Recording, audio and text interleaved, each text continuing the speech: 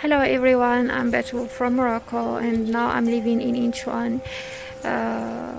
It's the Ningxia's capital city. I'm waiting for my turn to make the nucleic test. As you can see in front of me, the medical staff members are making the test for people. So come with me and let's see how is the situation. Line up, we got this card and we can get ready to make our nucleic test. Oh.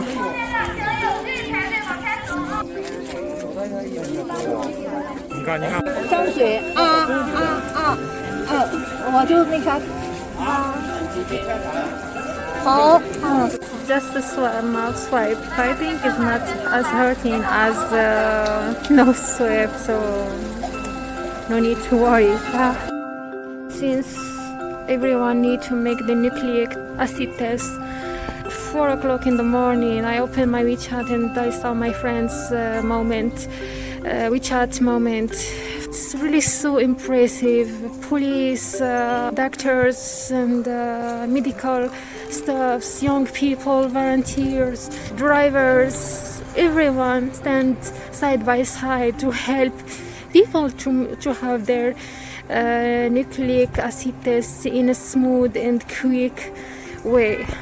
I think Ningxia and China give a good example to the world.